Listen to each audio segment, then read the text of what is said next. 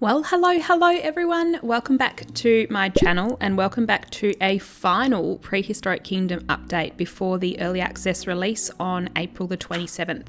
So at the time of recording this, it is a day after this particular, I guess I want to call it a devlog, but it actually is just the launch features for early access that is available on the Prehistoric Kingdom website. So I will link that down below in the description if you would rather read it yourself. I'm going to go over what's in this particular news document, and then I'm also going to give you guys an idea of the animals that we're going to get in early access as well, and we'll also go through the Trello board and talk a little bit about what's coming up throughout early access and then beyond, if there happens to be anything in the Trello board that does inform us of such. So let's go on down. If you haven't seen the official trailer yet, I do have a video on that and a bit of a breakdown on it, so I'll link that in a card at the top here for you guys to click on should you want to watch that.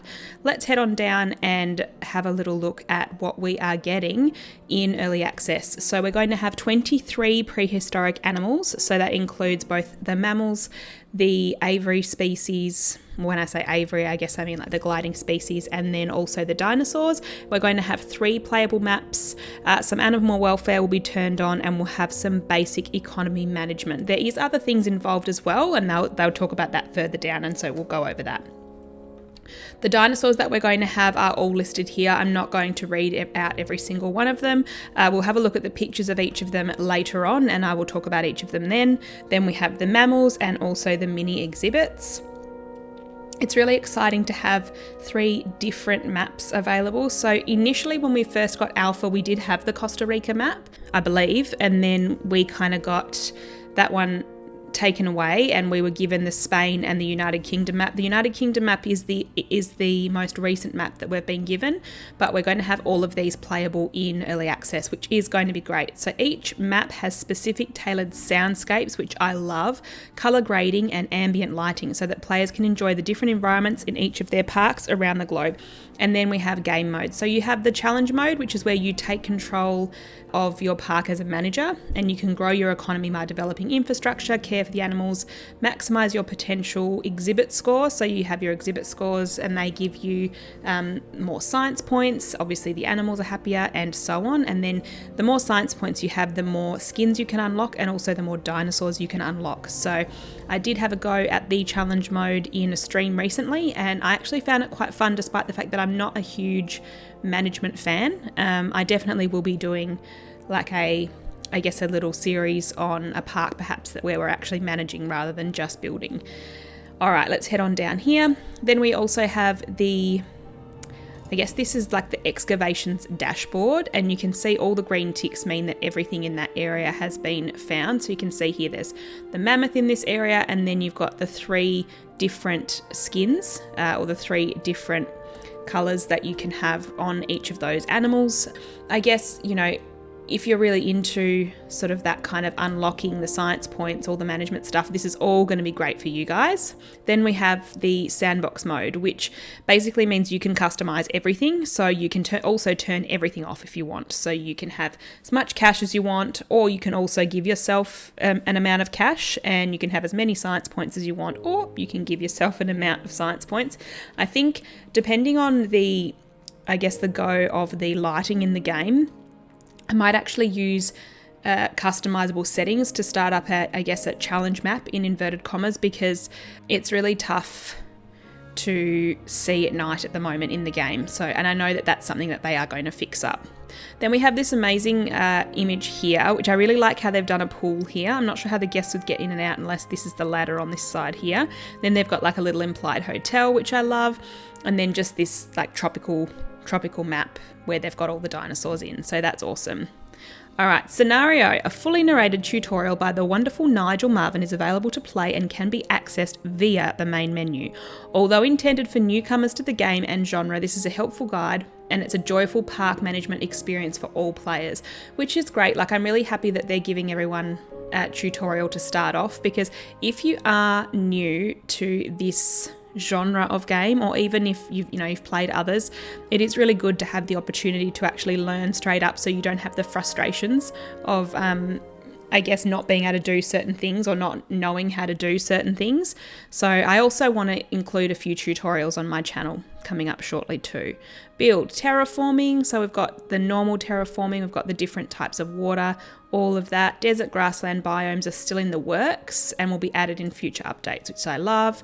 We've got the different paths and fences, the modular items with over 600 modular items, including wall structures, roofs, doors, lights, props, scenery, trees, shrubbery, plants, rock sticks, and VFX, fire, smoke and water.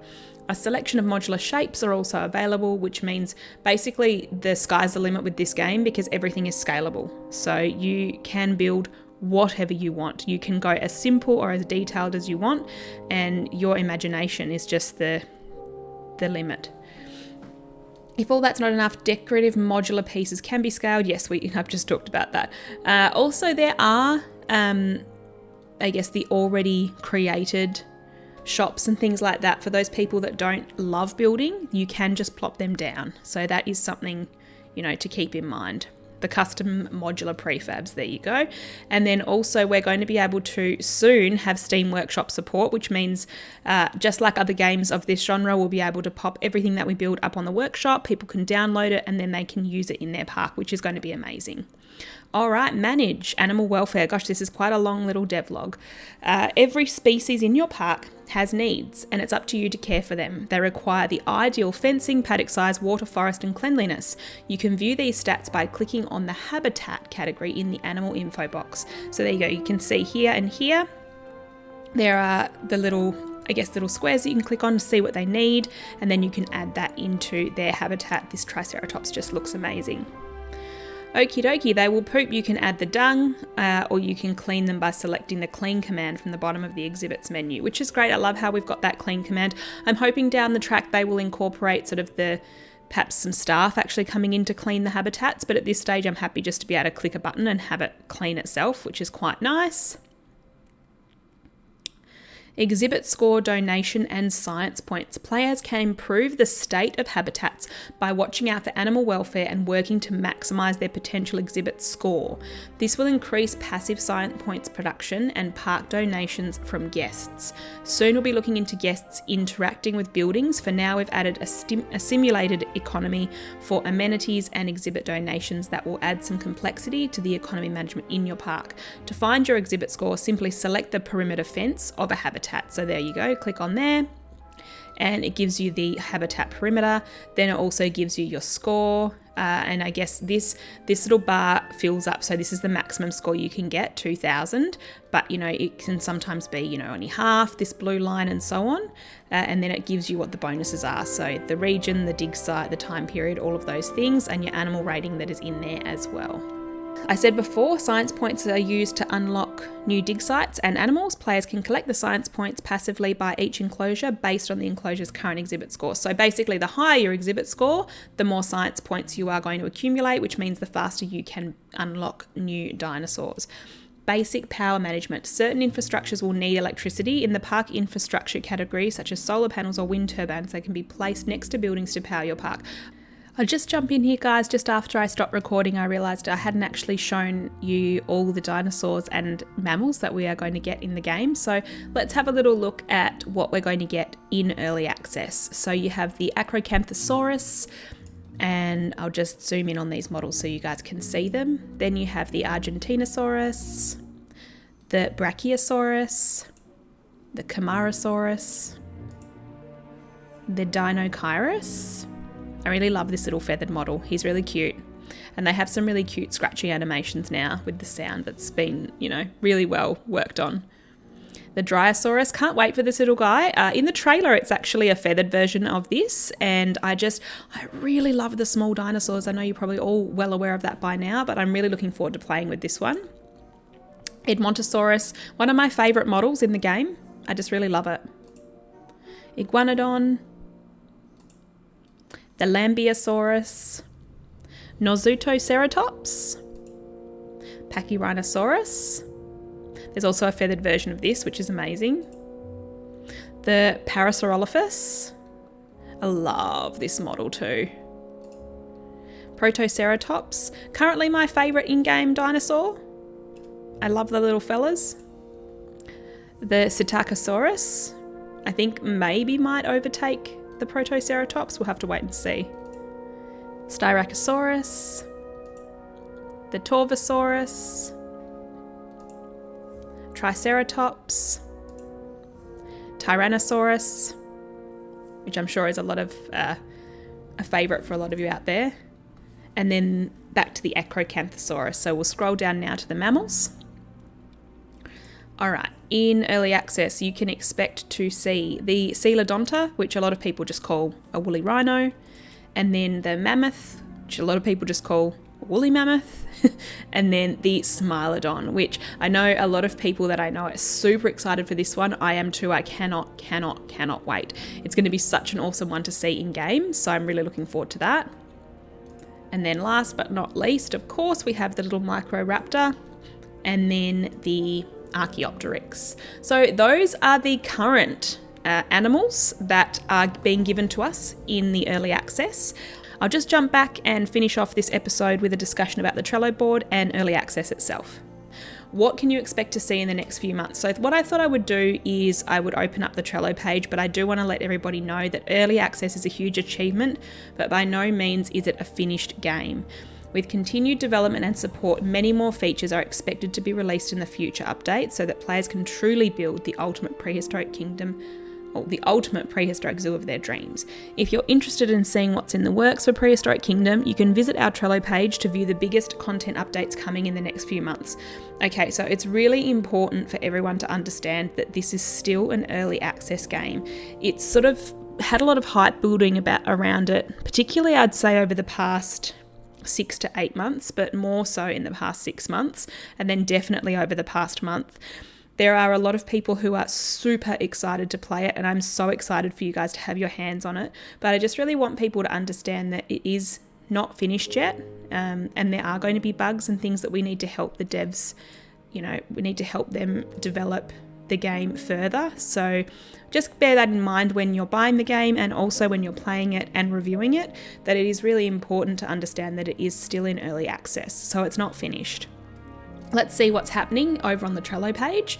So this is basically what they've popped in. It's also subject to change, so don't take this as gospel, but this is what they've popped in to kind of give us an idea of where they're going in the near future. So in April, we're going to get all these new dinosaurs. This is the early access, by the way, 1.0. We get the tropical map, Nigel Marvin modules, and construction items.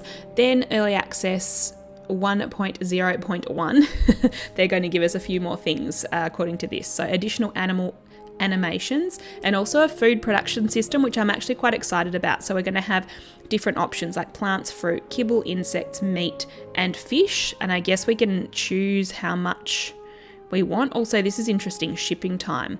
It feels like there's a lot of sort of little complex back area things to this game that I quite am intrigued by. Notification system, a small and medium animal nursery. So I think at the moment we might only have the large, but I'm not entirely sure what that means. And then habitat marker, water trough, topiary set, silhouettes and animal shapes. All right, so they're items down there. Love it. Then the next one, we've got the second update to early access, which is in June, when we will get our Steam Workshop support, the main menu update. We're also going to get additional guest ethnicities and animations, which is amazing. Everyone's looking forward to that. And animal signs. I actually think these look so cool. So, these, I guess this is the information signs you can pop on the outside of your habitats. And then you have these other ones: do not feed the animals, don't tap on the glass, no flash photography, caution, don't feed your fingers to the animals. I love it. No climbing on fences and so on. So that's amazing. And then we've got the terracotta roof set, a rock overhaul and rock styling. Interesting. I wonder what this means. And then some more foliage. And then the final one that they've talked to us about, or they've told us about, is a quarterly update, which doesn't have sort of a month around it yet. But new species coming during early access. An animal locomotion update, look targets for the animals, and then random objectives. I guess there are different ways that you can try and get guests to be happier. Then you've also got a research system, which is going to be, I guess, part of the management side of the game. So if you are into management, you'll love that. Guest welfare, thank goodness. A new map and a new biome. So I'm loving it. That's everything that we've sort of got coming up over the next few months. They've also got down here a backlog. That's things that they sort of want to get done, but it's on the back burner at the moment, I'm assuming. And then on this side, it's ongoing development. So things that they're continuously working on. It's not necessarily needing to be listed here. It's just something that they continue on and on. Art, path, undo, and redo. Yes, please, I'd enjoy that. Okay guys, I'm going to leave it here. If you are enjoying the Prehistoric Kingdom content, please subscribe to my channel because there's going to be plenty more of it over the next few months with the release of early access. I hope you have enjoyed this video. If you did, give it a like so that I can tackle that nasty old YouTube algorithm that isn't particularly delightful all the time. And thank you so much for your support. And as always guys, I'll see you in the next one. Take care. Bye.